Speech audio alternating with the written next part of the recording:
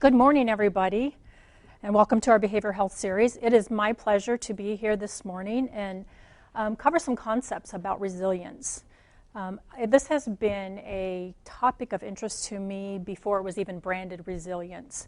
As an early formal nurse leader, I quickly realized that the quality of patient care, the quality of the healthcare team, and even the quality of my own job was directly related to the quality of the healthcare team.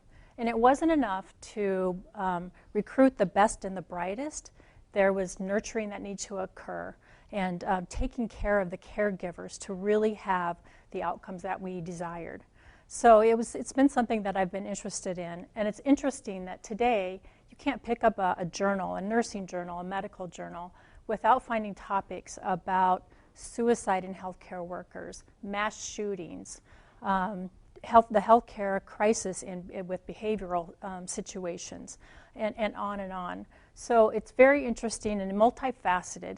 It would be a 3 to 4 day conference if we were to cover it all, but my goal for you today is to have some takeaways that you can add to your own resilience and be more informed and educated. So the learning objectives for today is to identify the effects of stress in healthcare and the importance of resilience, discover strategies for cultivating that resiliency, and identify one strategy to implement that you can build upon in your personal and your professional life. So I'm hoping that you have a piece of paper and a pen, because we're going to take some notes. I'm going to ask you to take some notes. I'm going to ask that you disconnect from your device, put it down, but if it's all you have to take some notes, that's okay too. And we'll just start off this program with a couple deep breaths through your nose and out through your mouth. Just calmly take a breath in, hold it, let it out. One more.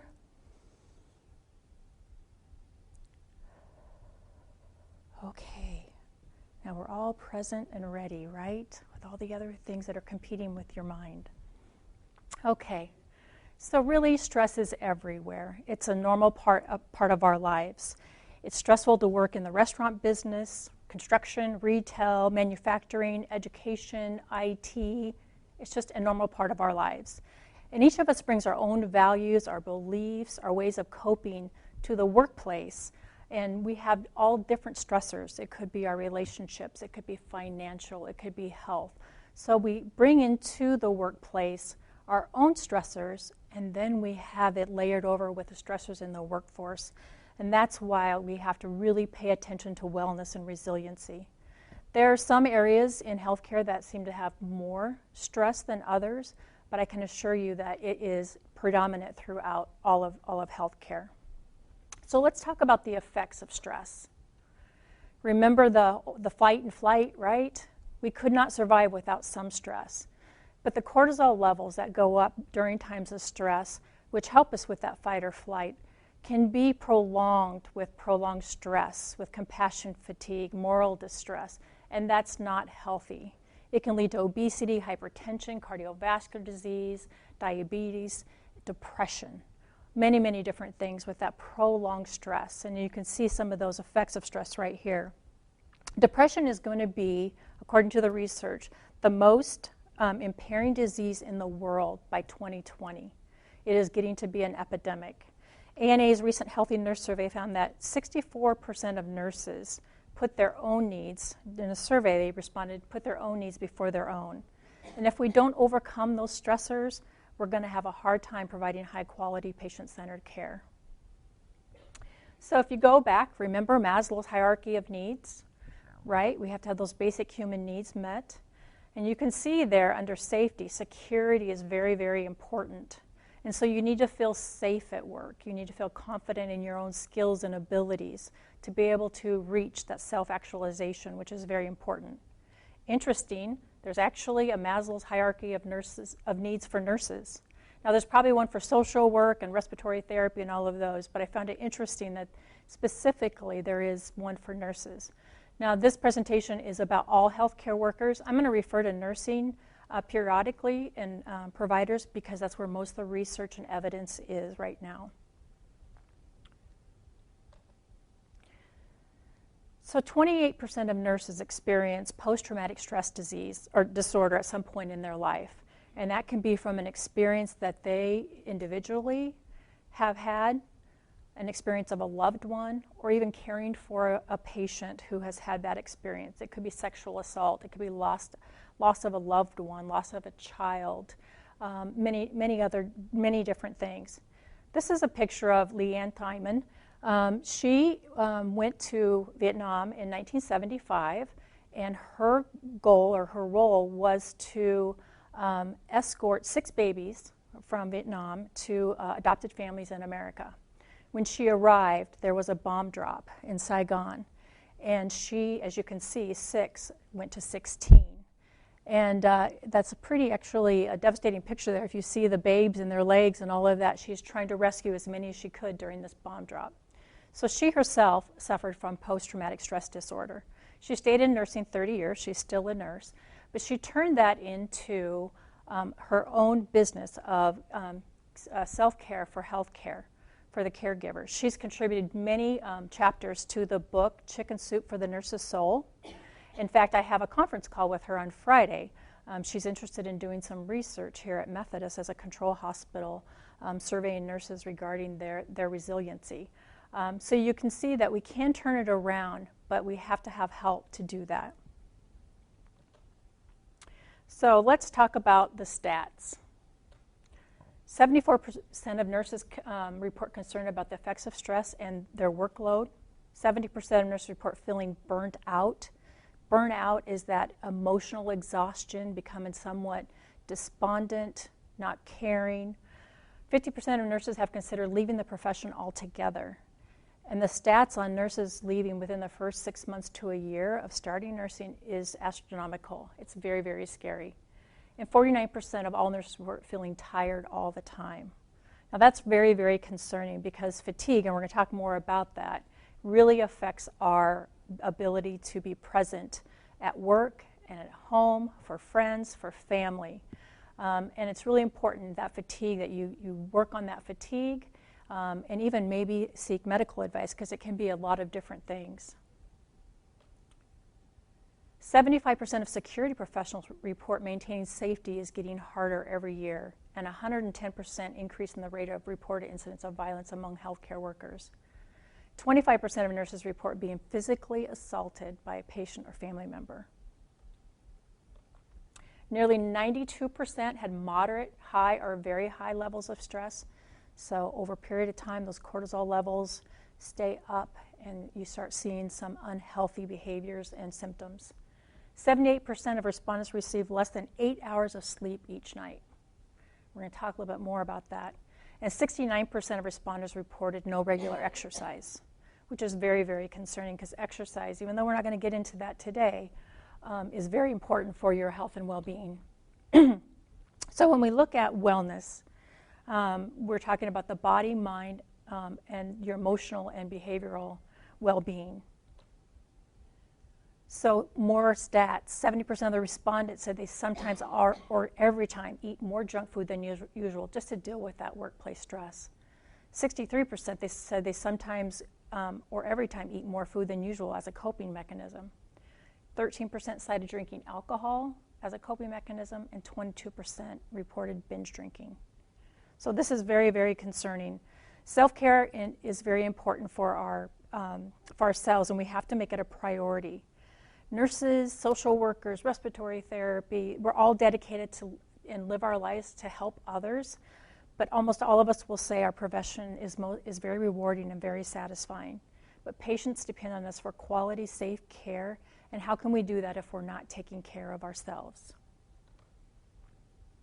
So you can see that it is a puzzle. It is multifaceted, and we're going to touch on a few of those. So question for you, do you feel equipped to respond to safety threats? Do you feel equipped to respond to a violent patient or visitor? What about an active shooter? What about a medical emergency resulting in harm? Those are all really realistic things that happen in our world. Violent patients, visitors are becoming more and more common. And there are many different opportunities that you can take to educate yourself on what to do and respond. Have you read the active shooter policy or workplace violence policy? Are you aware of the behavioral health response team? All of those things are things that you can do to equip yourself to be prepared and be resilient. Do you have time, or do you take time to recover from emotionally challenged and traumatic experience? How many of you in the last 12 months have experienced a traumatic experience? Now for you, for each one of us, that might be different. Okay? Yeah. And the question is, did you take time to take care of yourself after that experience? Which is so important. No. I can remember as a young nurse, it wasn't really a traumatic experience for me, but how it affected me was this young man, teenager, came in, call him Craig, and he was doing some recreational drugs, and he just did a nasty plunge, just back and splattered his brain all over. And just enough of his brainstem was still functional. He couldn't keep his own body temperature, so we were always constantly heating or cooling him. But what was traumatic for me, I wasn't there when it happened, I was there to take care of him, was he was the same age as my younger brother, who's 9 years younger than me. And for days, I would have nightmares about my brother, and I just had this impending doom that something was going to happen to my younger brother. So it's all really different for all of us. I didn't talk to anybody about that. But it's something that you kind of push deep down, and continue to take care of that young man for a long time until he finally did die. So it's really different for all of us, but what's important is that we take care of ourselves after those happen. And as you know, there are many things that we can do, and I just put a couple up here.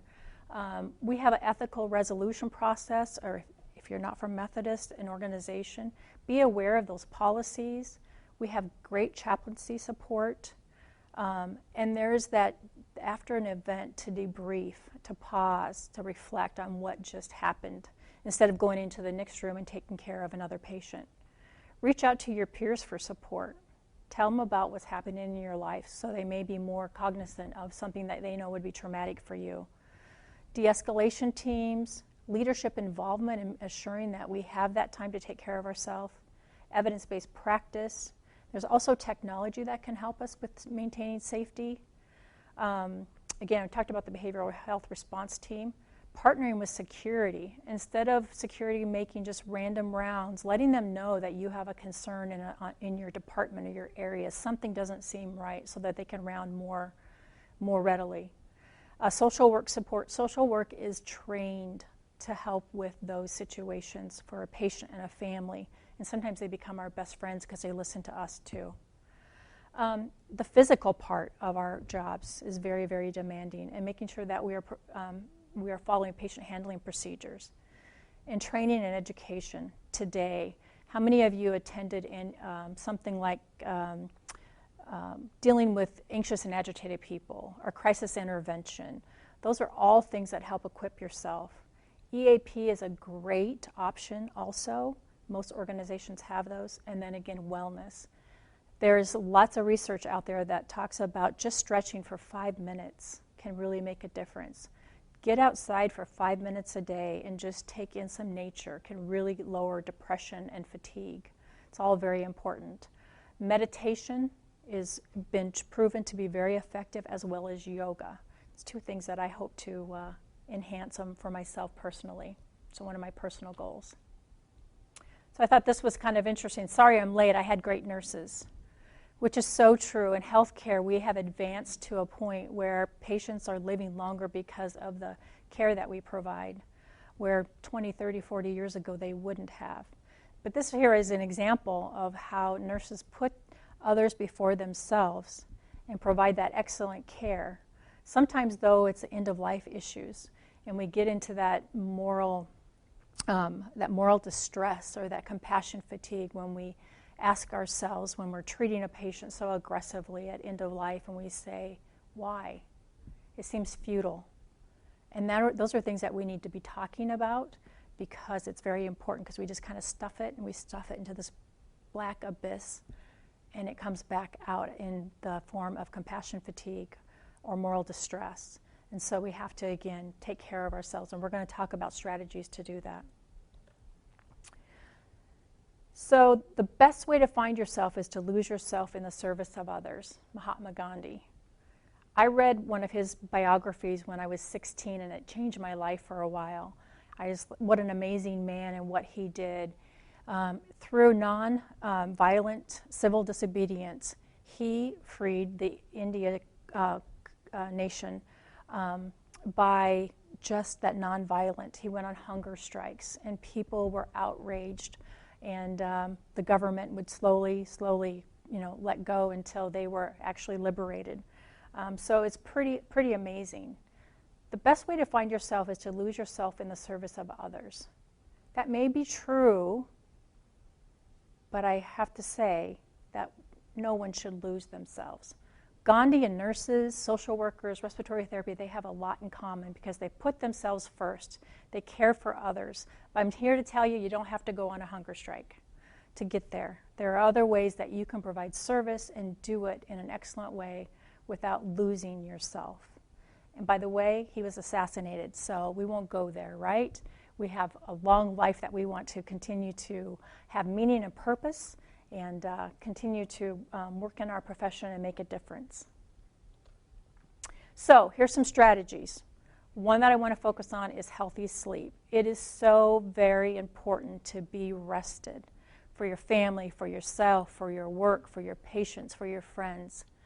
So it's recommended that you get 7 to 9 hours of sleep consistently to really be restored, to have that heightened alertness, boosted mood, more stamina, greater motivation, that clarity that you need every day to do your job.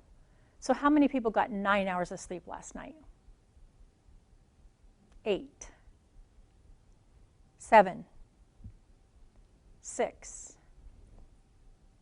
5. Okay, so very important that you get that sleep. I use some of the strategies here, and they're very helpful. But here's some dangers of inadequate sleep: obesity, cardiovascular disease, hypertension, diabetes, mood disorders, depression.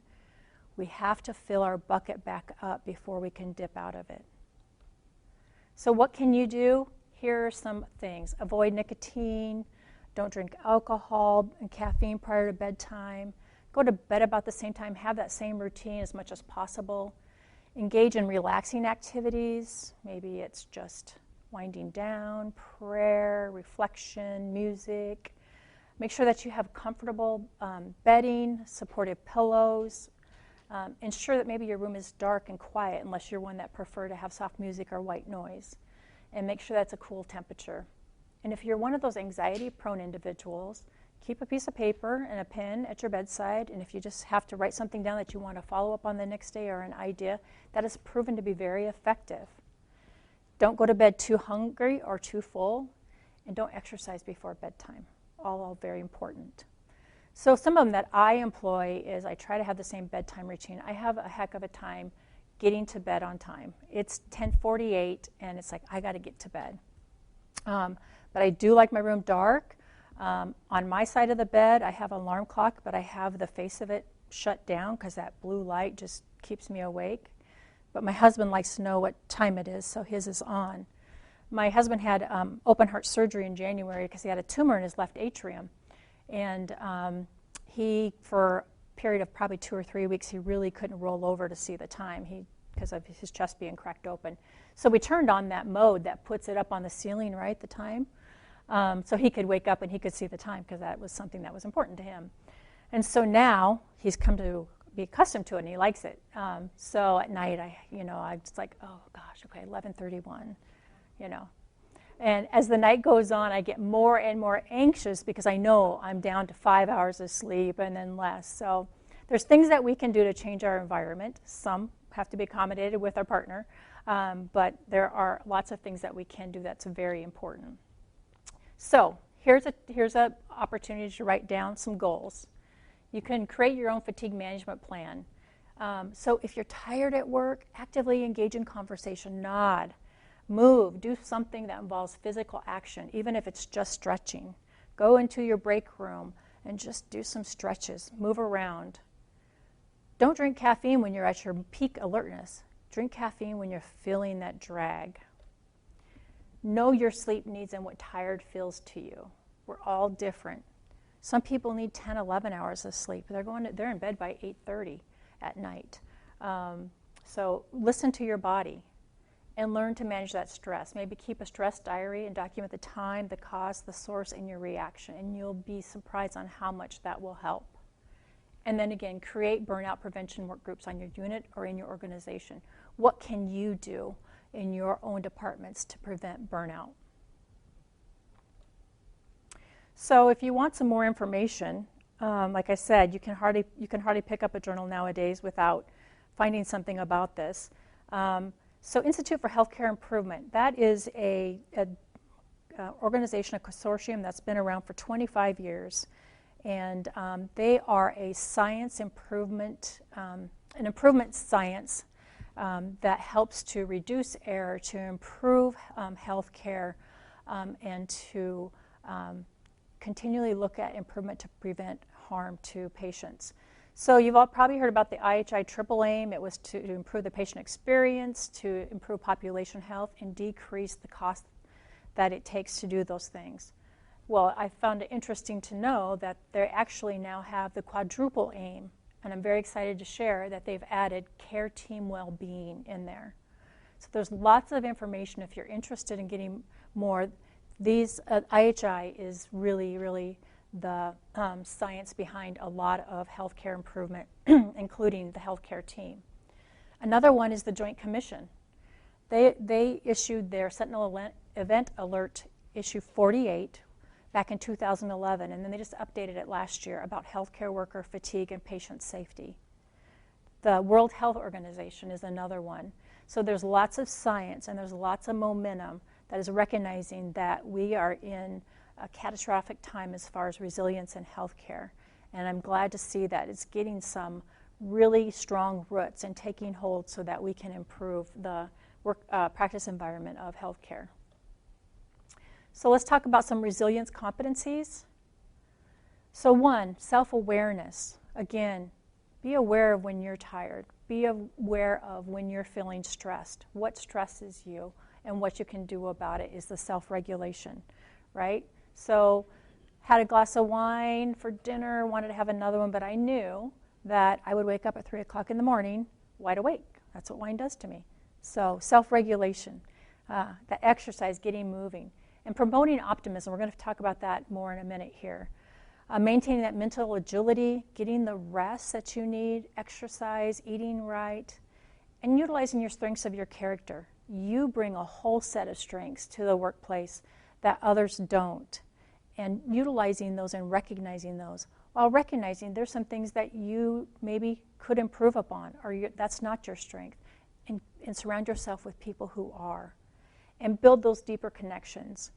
Behavioral scientists, organizational psychologists are doing more and more research that's showing that even though we're more connected with our devices and we're talking to people through our devices, we've never been more alone. There's more and more depression and isolation than ever with all of the devices. So it's really important that we deepen those social bonds and have that connection with individuals. So 7 habits that cultivate greater resilience. So here's some things that you can take away and help to build as a habit. Living with purpose and meaning. You are put on this earth for a reason. You bring great things every day to your team. Use those to make a difference and to help yourself be satisfied. Cultivate those positive emotions. As human beings, we naturally navigate to more negative emotions and feelings. So you really have to work at cultivating positive emotions. Deepening those social bonds, again, cannot stress enough the value of those social bonds. And it doesn't mean social bonds at dinner or a happy hour. It means those social bonds at work, social bonds at church, social bonds anywhere. Maybe it's your neighbor. Reflecting and expressing gratitude and appreciation. We're going to talk more about that, but that is so, so important and so easy. Costs nothing. Promoting hope, being that beacon of light for others. We're that every single day for our patients. Be that way for your family, for your friends, and for your coworkers. And being mindful of your environment and what's going on and what you bring to that environment. And last, get moving. Unfortunately, those of us in healthcare are growing in place. That means growing as far as the scale. Even though some people may be active for 12-hour shifts with the shift work that we do, there's more and more obesity. So it's really important for your health and your wellness to get moving and keep moving. It doesn't have to be a marathon. It could be 5 minutes a day, and then 6, maybe the week later, 7, and keep moving. So we'll talk about deepening our social bonds to get that authentic connection. And this is called the HAVE model. Humility, acceptance, vulnerability, and empathy. Humility is just really knowing that we all have weaknesses and acknowledging those. We are not super persons. We have faults. And it's good just to recognize that and celebrate your strengths and know that those weaknesses, if you will, or those things that you are vulnerable to, really will not impact you if you focus on what you do well. And accepting those, and accepting others for where they're at, whether it's a patient, a family member, a physician, a coworker. Everybody's different, and they bring a different set of characteristics to the work group. You sometimes may have to say, you know what, I'm not going to spend my time with this person. Or there's some people who walk into the workplace and just a cloud comes with them, right? They're just negative. Sometimes you have to separate yourselves from those individuals. I have an in-law who is, I love her dearly, but she just wipes me out. She calls and just so negative. And as much as I try to focus on the positive or just listen, by the time I hang up the phone, I'm wiped out. So sometimes I have to know when I'm going to take her call and if I have the actual energy to deal with that. Vulnerable. We're all very, very vulnerable to the stressors around us as well as other people's actions and their words. And they are vulnerable to us too. And meeting people where they're at and their vulnerability. Patients come to us at their worst times. Patient or family dynamics are often exhibited at the worst in those stressful times. And then being empathetic. Having empathy for others, understanding what they're going through. Try to see it through their eyes. Try to find out where they're at. Ask them how they got here. And I don't mean here, but where they're at right now. And deepen that social bond. So what is resilience? It's the ability to grow and thrive in the face of challenges and bounce back from adversity. And you can even flourish during stress. It's very, very challenging, but it's definitely very, very possible. And I would ask you at this point to talk about or think about what are some of the things that you can do in the face of challenges to bounce back from adversity. So think about this. Goals. Write down a goal and have weekly accountability. 76.6% of the people who have a goal written down are more likely to be successful. So that's very, very important. And I ask that you take that away and think about that as we go through the rest of this presentation. Okay, train your mind to see the good in everything. So as I said, negative emotions and events are more powerful than positive ones, and they're constantly vying for our attention. For every negative comment, it takes 10 more to overcome that. So you can see, as human beings, we're very vulnerable to negativity, and it also affects us very deeply. Stress is obviously part of our emotional, our physical workplace, but positive occurrences occur too every single day. Think of that laugh you had in the break room with a coworker, or the patient's smile after they met an ambulation goal. Focus on those positives also, which will help you to be more resilient. So the power of positive thinking.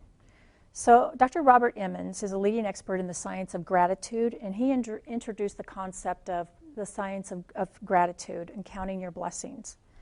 And through his work with psychiatrists and neuroscientists, they did studies on the effects of gratitude on your sleep, decreased signs and symptoms of depression, enhanced social support, resulting in resilience. So here is an exercise that you can take away.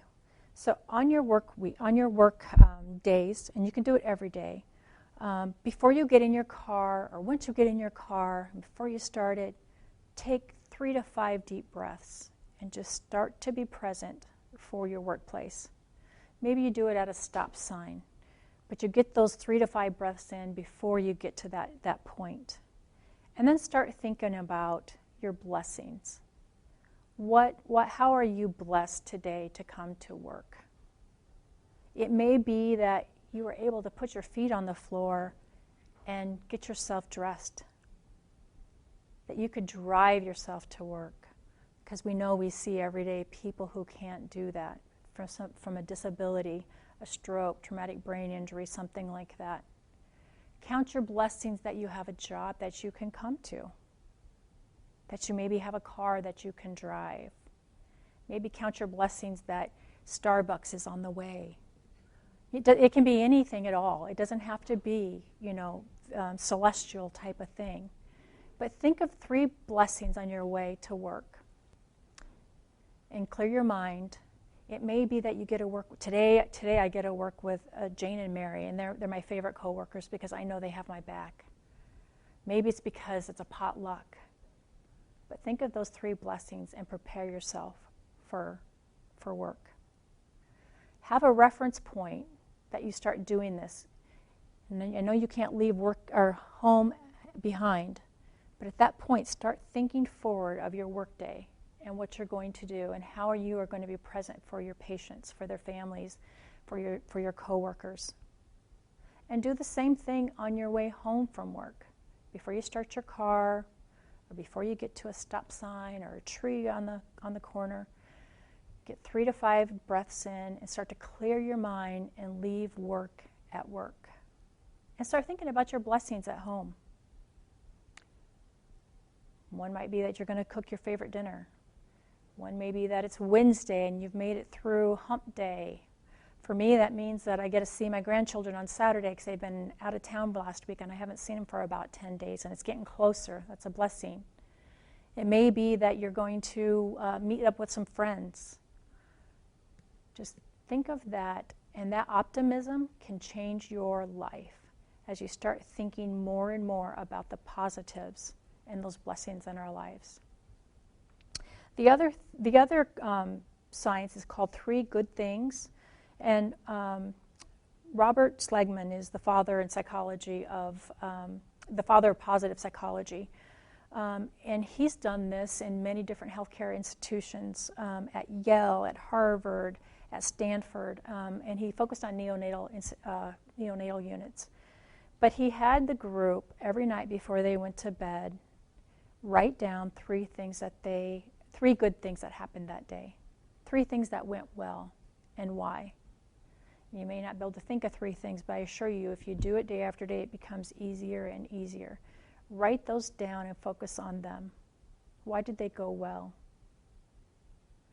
If you do that for a period of time, you'll find your brain actually can be trained to focus more on positives and not on the negative. Now, when they did this, they saw a 40% in the control group that they did this with, a 40% decrease in respondents of saying they are burnout and depressed and finding more work-life satisfaction. So it's very, very important. The power behind the 3 good things really is just to perceive those positive emotions and deal with the stress and burnout, which is very, very evident in our workplaces. And anyone can start this. You can start it tonight. Think about that. Doesn't cost anything but a piece of paper and a pen. You can start this on your units. For those of you who have daily visual management, talk about 3 things that went well and why. And you'll find that it can really transcend into greater things and more positive experiences. Gratitude. Gratitude is very, very important that we share our gratitude for others, and there's so many different ways that you can do it. To thank a coworker for their help, thank a coworker for answering that light or giving that medication, thanking them for just coming today because they're one of your favorite people to work with. Okay, thank you. So, any discussion or thoughts? Can I ask the science of gratitude? Mm-hmm. Who was the author, or was there? You had mentioned Robert Schulman, is it? Seligman? Yes. It's Thomas Emmons, E-M-M-O-N-S. Robert Emmons, Dr. Robert Emmons. And he is the leading expert in the science of gratitude. And another one is that I've read is Brian Sexton, Dr. Brian Sexton. He's the director of patient safety at Duke University, and he's actually taken the research that pioneered the 3 good things and has implemented that in several hospitals and has found some really, really great outcomes from that. So look on your notes. For those of you who took notes, what are you going to take away from today and try to implement?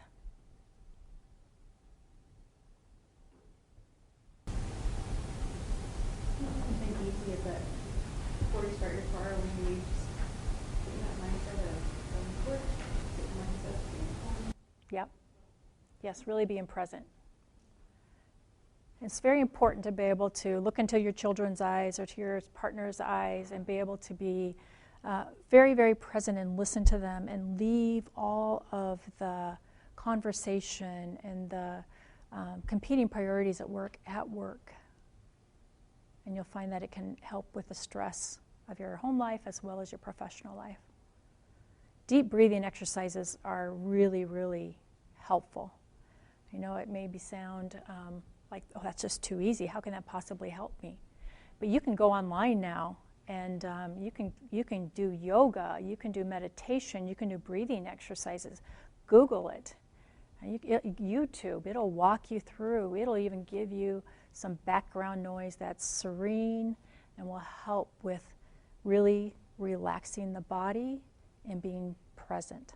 I was just going to say, like, one of the things I try to do too is like if a coworker's talking to me, instead of like halfway listening, halfway, being on my computer, I try to just be turn around and try to, be present with what that person is saying. Because it's so easy, like when you got stuff you got to get done and they're talking, you try to do both. But that's what I try to be intentional about doing, is just being present with who's ever talking. So, because I heard that the most important thing you can give to another person is your time and attention. Right. I have to be mindful of trying to do that, though, because it's easy to think of all the things that you have to do. So I challenge all of you to take that example that was shared as far as really intentionally when someone comes to talk to you, to give them all of your attention. And, right? We do it all the time. Yeah, so really, physically turning away, putting the phone down, and listening to what they're saying and being present for that time. The other thing I just, one of the other things I do, and I don't want to sound goofy or anything, but, there's always people that are challenging and, wherever we're at, whether it's at home, at work, wherever. But one of the things I try to do is I try to pray for the people that irritate me or are challenging me the most, the people that I don't like, actually, because it changes me. So that's one of the things I try to do, and it's really hard. So what you're doing there is that have, right? That humility, the acceptance of vulnerability, and the empathy right there to deepen those social connections, those bonds. Yeah, there are individuals who, my in-law that I shared, that just can really be bucket draining, right? And the power of prayer is so, so powerful. And I commend you for praying for others, because yes, it can turn it around, and you do have that humility and that acceptance of them, and that you're vulnerable and they are vulnerable also. And I appreciate your empathy for others. It usually has something to do too with some underlying fear I might have. You know, if it's a coworker or somebody else in authority, maybe even, that if I can really take a look at it, it might have something to do with what am I afraid of? Mm-hmm. Yeah, your own bias. Right. Yeah, and being that self-awareness. That was one of those 7 habits, the self-awareness of your own, maybe your own bias, which is really, really hard to do. But just to know that you may have a bias, just that awareness right there will open the door to help cope with that. I have to say, this is a wonderful way to start the morning. Just listening how we should be present and mindful. And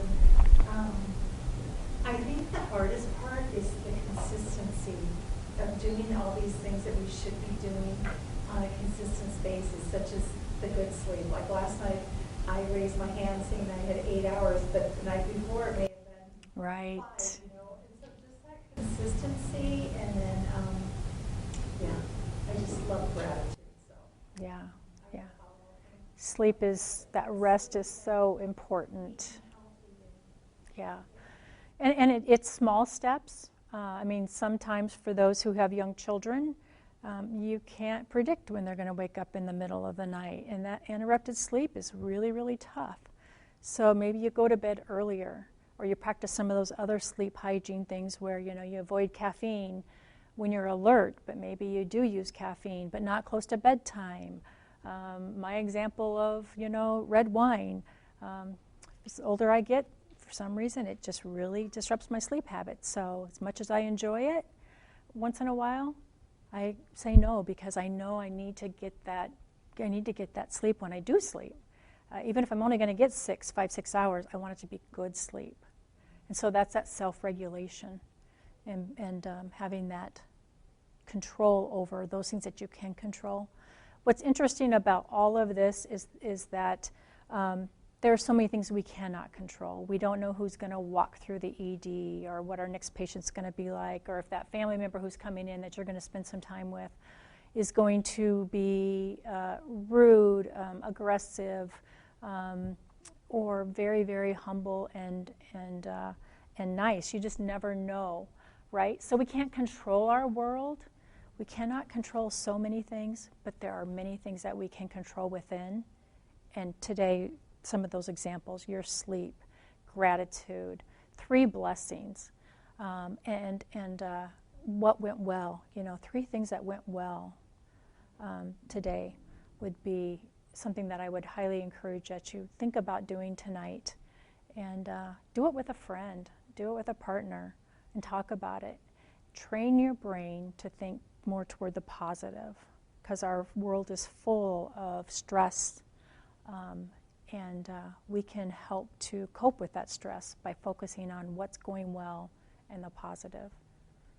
Getting our sleep, breathing exercises, and even taking the time for yourself, which is something in healthcare we don't do very well.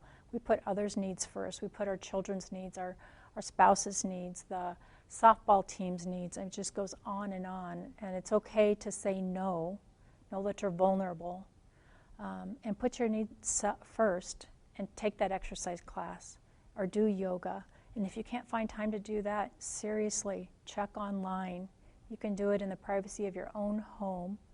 And 5 minutes a day makes a world of difference because you're worth it.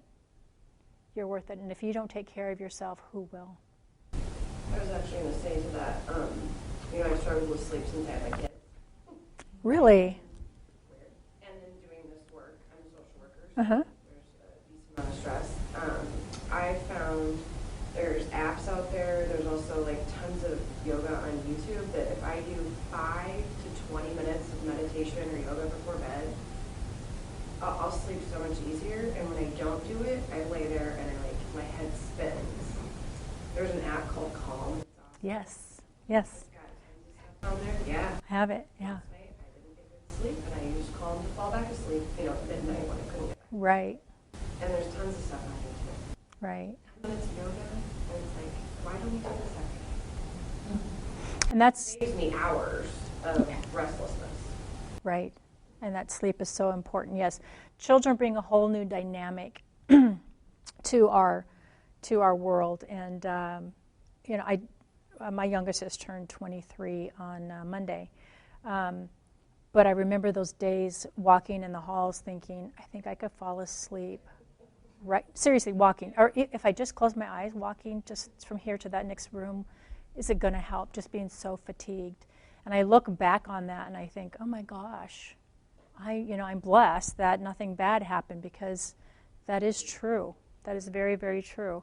One thing that helped me was the white noise, because I was a light sleeper and I heard every whimper or every cough or whatever.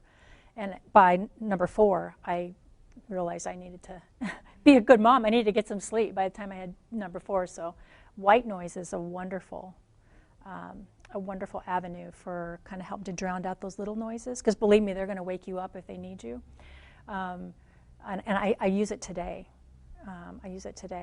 And there, again, technology, my alarm clock starts very low, and it's sounds of birds to wake me up instead of some, sound that kind of startles you. So slowly come out of my sleep. So there's a lot of things that we can do to help with our sleep patterns and getting as much quality sleep as we can. But yes, children do put another dynamic on it. And you're my role model, because sometimes it's like, oh, I don't have time now. I gotta close my eyes, right? No time to meditate.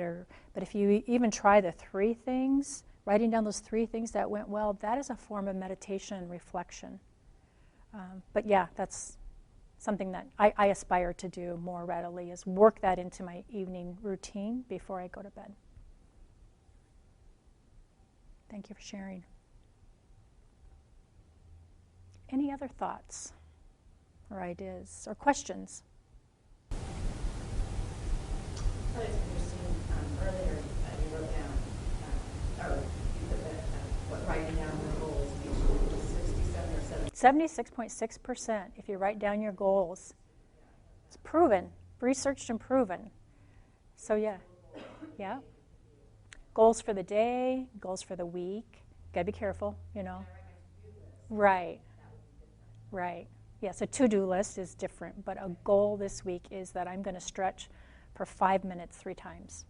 It doesn't have to be, again, a marathon or doing some Zumba class with 50 other people. You start slow if you need to. If you're one of those who needs to get started and start taking care of yourself. Because again, if you don't provide self-care, who will? All right, thank you very much. It's been my pleasure, and I appreciate your time and your being present.